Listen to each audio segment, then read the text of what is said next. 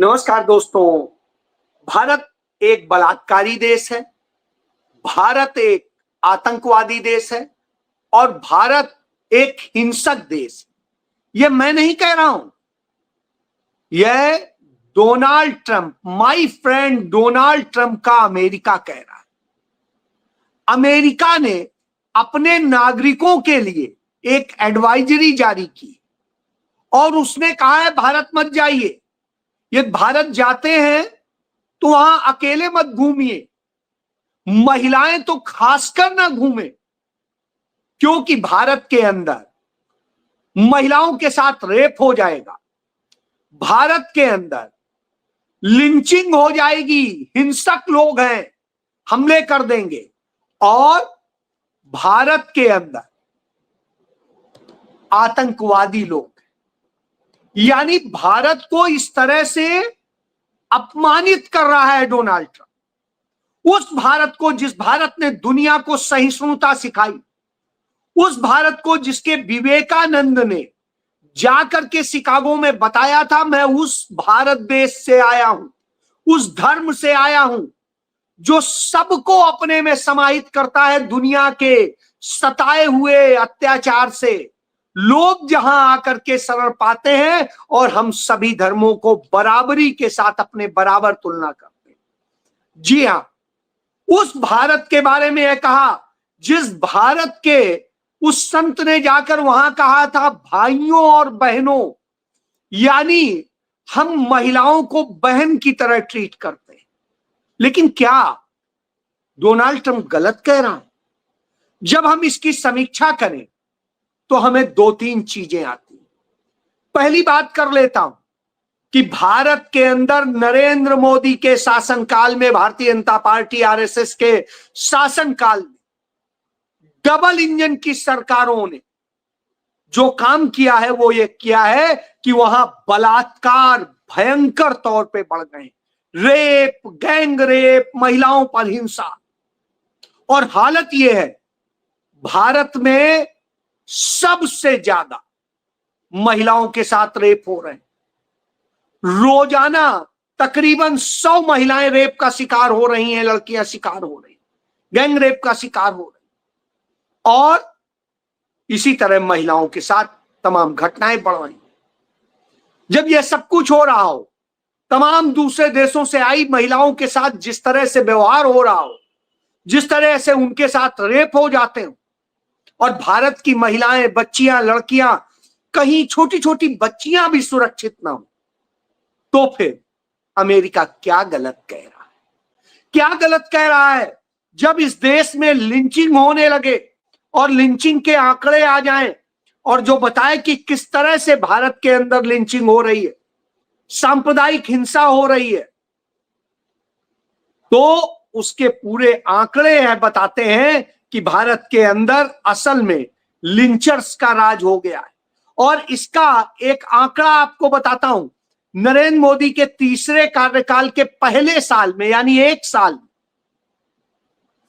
947 hate crime, यानी घृणा के अपराध, नफरत के अपराध हुए। और इसको रिपोर्ट पेश की है association for protection of civil rights ने, और इसमें द ट्विन फाउंडेशन द्वारा जो संयुक्त रूप से रिपोर्ट तैयार की गई, उस रिपोर्ट में बताया गया है नरेंद्र मोदी के तीसरे कार्यकाल के पहले साल में जो ये घटनाएं हुई हैं, 7 जून 2024 से 7 जून 2025 तक, ये वही हैं, यानी 947 घटनाएं हो गई। दर्जनों लोग मार डाले गए, दर्जनों लोग घायल हैं, दर्जनों लोगों के साथ में दूसरे और घटनाएं हुई, कहीं गाड़ी चला दी गई, कहीं घर जला दिए गए, कहीं और तरह से हिंसा हुई। और जब इस तरह से लिंचिंग हो रही हो, घृणा के अपराध हो रहे हो, हिंसा हो रही हो, तो फिर क्या कहेंगे? क्या अमेरिका गलत कह रहा है? क्या हम ये गलत कहेंगे कि दंगे हो रहे हैं? और जब दंगों को देखेंगे तो भारत में दंगे होते नहीं हैं। यहां मुसलमानों के ऊपर एक तरफा हमले होते हैं। हमलों की योजना और क्रियान्वयन कौन करता है? आरएसएस करता है। हर एक हमला मुसलमानों की अर्थव्यवस्था को बर्बाद करने के लिए होता है, उनको तबाह करने के लिए होता है और उनकी संपत्तियों, उनके काम धंधे पर कब्जा करने के लिए होता है। आरएसएस की पूरी आर्थिक व्यवस्था ऐसी है जहां पूंजीवादियों को मजबूत करने की है, उन्हें छोटे छोटे लोगों के तमाम व्यवसाय और कामों पर कब्जा करा देने की है और दूसरों को गुलाम बना लेने की है और अल्पसंख्यकों की अर्थव्यवस्था को बर्बाद करके उस पर कब्जा करने की है। जी हां, यही हुआ है और ऐसे ही सांप्रदायिक हिंसा को जन्म दिया गया है। कभी भी पहला हमला अल्पसंख्यकों की तरफ से नहीं हुई। सदैव शुरुआत हर हमले की, चाहे जहां पर भी देख लें, चाहे फिरोजाबाद का दंगा याद कर लीजिए, मुरादाबाद का दंगा याद कर लीजिए, मेरठ का दंगा याद कर लीजिए, मुजफ्फरनगर का याद कर लीजिए, मालेगांव का याद कर लीजिए, भिवंडी का याद कर लीजिए, भागलपुर का याद कर लीजिए, किसी की भी बात कर, सब में यही स्थिति। और यह स्थिति क्यों? सावरकर की किताब में 173 नंबर पेज पे दर्ज है कि कैसे कपड़ों बदल बदल के, मुसलमानों के बीच में कपड़े बदल बदल के जाइए और दंगे में पार्ट बनिए और हिंदुओं में आइए फिर कपड़े बदल के कीजिए और इस तरह से करके दंगे भड़काइए और करिए और फिर मारिए, अपने टारगेट को अचीव कीजिए। तो यह जो सिखाता हो वह समझ सकते हैं। इसीलिए नरेंद्र मोदी कहते हैं कपड़ों से पहचाना जाता है, क्योंकि ये सावरकर उन्हें बता गए हैं, यही इनकी विचारधारा और यही हिंसा का एक काम करते हैं। जब ये काम करते हैं तो भारत को यह अपमान सहना पड़ता है। इनकी अपनी विचारधारा आरएसएस की क्या है, इसकी बात कर लेता हूं। हेडगेवार की जो है मरण दिवस है, तो उसी पे बात कर रहा हूं कि किस तरह से इनकी पूरी नीति रही है कि ताकतवर जो अत्याचारी हैं उनकी पूजा करो, उनके आगे नतमस्तक हो, उनके आगे सरेंडर करो। ये कायराना विचार आरएसएस का जन्म, इसी से आरएसएस जन्म, इसी विचारधारा से। और ये हेडगेवार ने भी अपने उसमें लिखा है, उससे समझ में आता है। और यही बात इनके गुरु गोवालकर ने लिखी है, उससे आता है, और सावरकर से आता है, उनकी माफी वीर बनने की उससे आता है। तो यह आप समझ सकते हैं, जब देश गुलाम था तो ये अंग्रेजों को पूजते थे, उनके आगे सरेंडर रहते थे और उनके आगे सब कुछ करते थे। जब मुसलमानों की हुकूमत थी तो वहां सरेंडर किए हुए थे। कोंकण इलाके में यदि देख लीजिए, जहां से इनका जन्म होता है, इन यहूदियों का जो चित्पावन ब्राह्मण बन के यहां पर रहे, तो ये उस समय उस सत्ता के आगे सरेंडर किए थे और फिर खेल करते थे। इसी तरीके से आप देखिए, जब देश गुलामी के दौर में था तो ये भगत सिंह के साथ नहीं खड़े होते थे, भगत सिंह को पागल और गलत बताते थे, और ये अंग्रेजों के साथ खड़े थे, उन्हें आदर्श बताते थे। इनकी मानसिकता गुलामी की है और इसी का नतीजा है कि आज अमेरिका और इजराइल जैसे विनाशकारी के कसीदे पढ़ते हैं। जब हमारे देश में इस तरह से हो रहा हो तो सभी जो ये नेता हैं इनके, ये इसी तरीके से करते हैं। भारत को अमेरिका का राष्ट्रपति 17 बार बेइज्जत कर चुका है, नरेंद्र मोदी को बेइज्जत कर चुका है।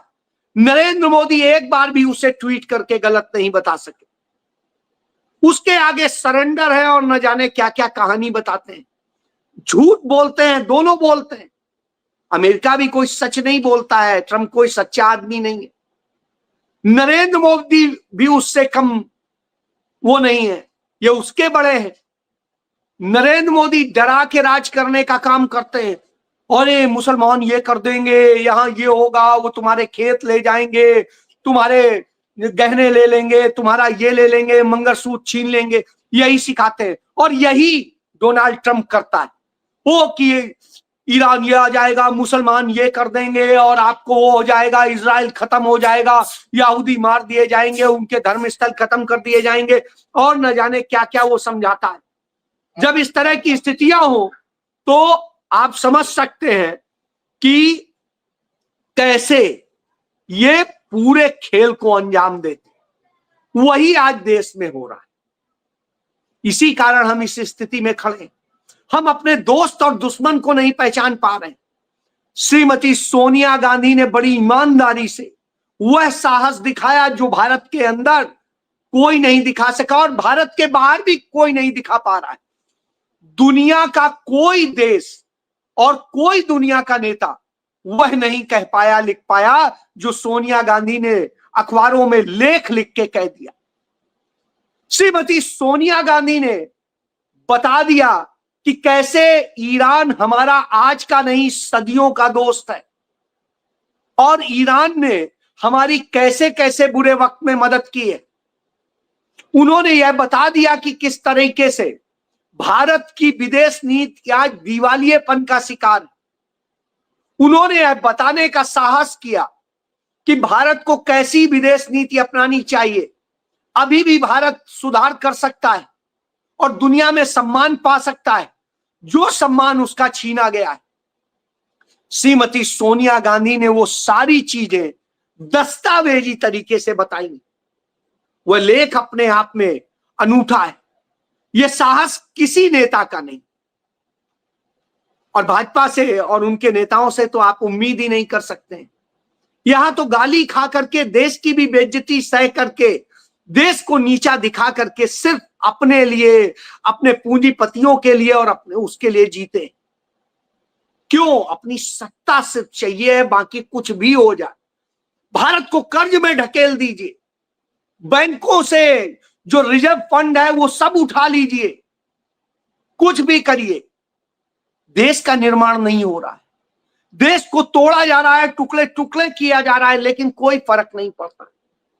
कायरों की तरह हम सवाल नहीं पूछ पाते कि 2 महीने हो गए पहलगाम में आतंकी हमला हुए, जिन 4 आतंकियों ने वह घटना अंजाम दी वो कहां है? उनको क्यों नहीं पकड़ा?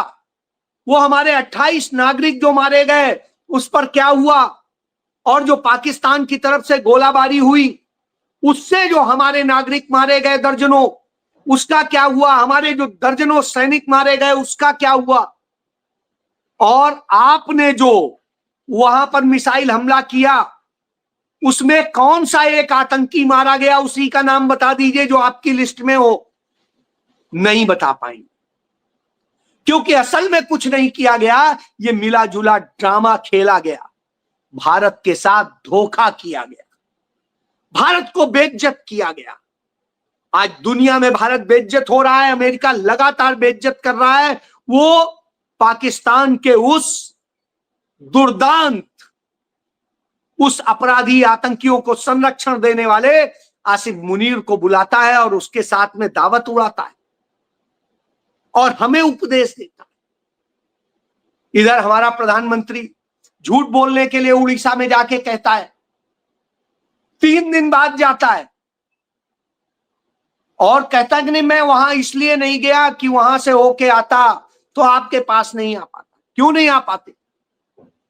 टोटल 6 घंटे में सब काम करके आ सकते, वो भी आराम। तो यह स्थिति है, आपको झूठ में फंसाया जाता है, आपको समझाया जाता है, बरगलाया जाता है। और फिर उधर देखिए हमारा प्रधानमंत्री कनाडा भी हमें बेइज्जत कर रहा है। वो G7 की मीटिंग से निकलते ही कहता है कि भारत अंदरूनी मामलों में दखल दे रहा है और जिस तरह से वो कर रहा है वो इंटरनेशनल कन्वेंशन के खिलाफ है, उस पर मुकदमा चलना चाहिए। यानी आप करने क्या गए थे? कौन सी आपकी कूटनीति थी? कौन सी विदेश नीति थी? आपने उस दिवालियेपन में ढकेल दिया है। आप झूठ बोलते हैं और नफरत फैलाते हैं, यही सिर्फ करते हैं। इसीलिए राहुल गांधी ने कहा कि आपको जनता नहीं जिताती है, आप चुनाव चोरी करते हैं, डाका डालते हैं। और जो राहुल गांधी ने कहा वो सच साबित हो रहा है कि चुनाव आयोग और भारतीय जनता पार्टी RSS का, मोदी का नेक्सस जो है, ये नेक्सस कब्जा किए हुए, इसी ने इस देश के तमाम सारी उन चीजों पे कब्जा कर लिया है जो भारत के नागरिकों का हक है। और इसको उन्होंने जो बताया और जिस तरीके से उन्होंने इस मैच फिक्सिंग के पूरे डेटा दिए, एक बार नहीं, महाराष्ट्र चुनाव के बाद दिए थे, हरियाणा के भी डेटा दे दिए और तमाम सारे दे दिए। चुनाव आयोग उनका जवाब नहीं दे पाता है। भाजपा को और अपने को बचाने के लिए कानून बदलता है, कभी कि सीसीटीवी फुटेज नहीं देंगे, कभी कि 45 दिन बाद के पहले ही सारा डेटा डिलीट कर देंगे 45 दिन पे, और आप चिल्लाते रहिए, मांगते रहिए, आपको डेटा दिया नहीं और बाद में कहेंगे हमने तो डिलीट कर दिया। आज तक नहीं दिया है महाराष्ट्र का, आज तक नहीं दिया है हरियाणा का, और जब ये होगा। लेकिन तकलीफ यहां से ज्यादा है। तकलीफ इस बात की है कि अमेरिका का राष्ट्रपति यदि गुनाह कर रहा है तो वहां की जनता सड़कों पर निकल के उनके खिलाफ प्रोटेस्ट कर रही है। वो उसे बता रही है कि तुम गुनाह कर रहे हो, गलत कर रहे हो, हम तुम्हें सबक सिखाएंगे। भारत की जनता भी उस विचारधारा के प्रभाव में कायरों की तरह से घर में घुसी हुई। भारत का नागरिक निकल के नहीं कह रहा है कि नहीं तुम गलत कह रहे हो, मैं अकेला ही बोलूंगा। मैं तो बोलता हूं, डंके की चोट पे बोलता हूं। लेकिन क्या इस देश की और जनता बोल रही है?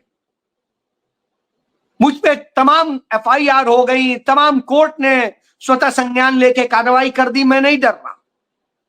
लेकिन कायरों की जमात तो डरती है ना, माफी वीर और क्या करेंगे। तो ये वही लोग और उन लोगों के जाल में आप फंसे हुए हैं। आपको फंसाए रखने के लिए धर्म के नाम का आडंबर होगा, झूठ बोला जाएगा, आपके बच्चों का भविष्य बर्बाद होगा, और आपको किस तरह की छवि से दुनिया में देखा जाएगा।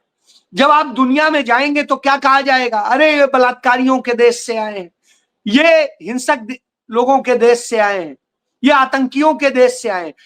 पाकिस्तान को आतंकी देश नहीं घोषित हुआ, भारत को आतंकी बता दे रहा है।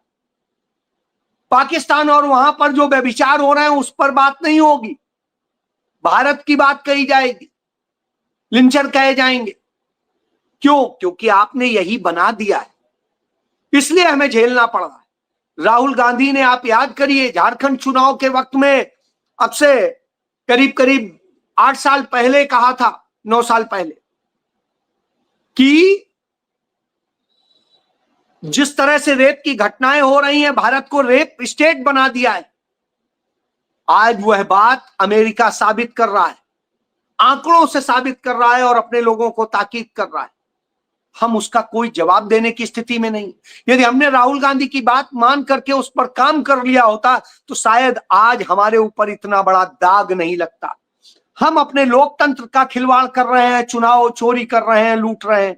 हमारे सुप्रीम कोर्ट और समेत तमाम कोर्ट आज सरकार के आगे सरेंडर है।